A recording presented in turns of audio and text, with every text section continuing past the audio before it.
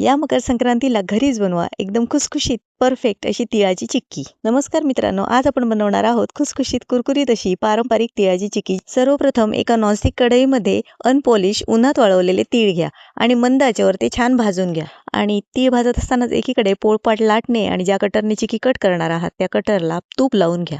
तीळ भाजून झाले की चिक्की करायला सुरुवात करूया। आता एका कढईत घ्या 2 चमचे तूप आणि त्यावर घाला 1 कप गूळ। इथे आपण 1 कप तीळ आणि 1 कप गूळ असे समप्रमाण घेतलेले आहे।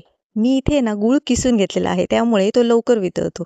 गॅस मंद ठेवा आणि गूळ सतत ढवळत राहा। थोड्याच वेळात तुम्हाला या गुळाच्या पाकातून बुडबुडे येताना दिसतील। मग समजा की हा पाक तयार होत आलेला आहे। आता एका वाटीत साधं पाणी घ्या आणि त्यात ह्या पाकातील 2-3 थेंब टाकून बघा। जर हा पाक गोळीसारखा होऊन पाण्यात टाकल्यावर टन असा आवाज आला तर समजा की पाक तयार झालेला आहे। आता आपला पाक तयार झालेला आहे। या पाकात टाका खायचा सोडा।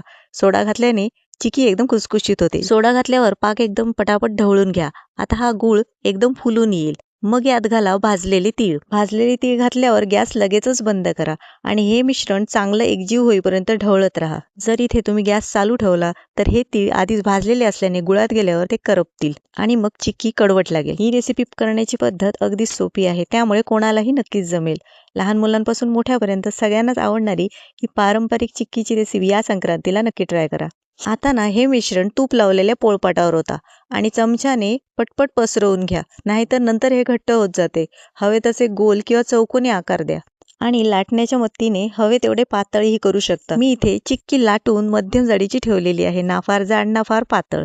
आता एक महत्त्वाची टीप, चिक्की गरम असतानाच लगेचच कापून घ्या, कारण थंड झाली की ती घट्ट होते आणि मग कापणं कठीण होऊन बसतं। त्यामुळे चिक्की पसरली की लगेचच कटर किंवा चाकूच्या साहाय्याने कट करून घ्या। कापलेली चिक्की अगदी लगेचच सुकून जाते, त्यामुळे आता ही चिक्की एका प्लेटमध्ये काढून घ्या। बघा कशी पटापट उचलते, म्हणजेच पाक आपला एकदम परफेक्ट झालेला आहे। तर अशा प्रकारे आपली सुंदर खुसखुशीत तिळाची चिक्की तयार झालेली आहे। कापलेली चिक्की एका प्लेटमध्ये काढून घ्या। इथे महत्त्वाच्या टिप म्हणजे गॅस एकदम मंद ठेवून चिक्की करायची आहे। पाकात तीळ टाकल्यावर गॅस बंद करायचा आणि चिक्की पोळपाटावर लाटल्यावर लगेचच त्याला कट करून घ्यायचं, कारण ती नंतर खूप घट्ट होऊन जाते। तर ही रेसिपी या संक्रांतीला नक्की ट्राय करा आणि तुम्हा सगळ्यांना मकर संक्रांतीच्या शुभेच्छा। तिळगुळ घ्या आणि गोड गोड बोला। रेसिपी आवडली असेल तर लाईक करा, शेअर करा आणि अशाच नवनवीन पारंपरिक आणि खमंग रेसिपींसाठी माझा YouTube चॅनल खमंग मराठीला सबस्क्राईब करा। धन्यवाद।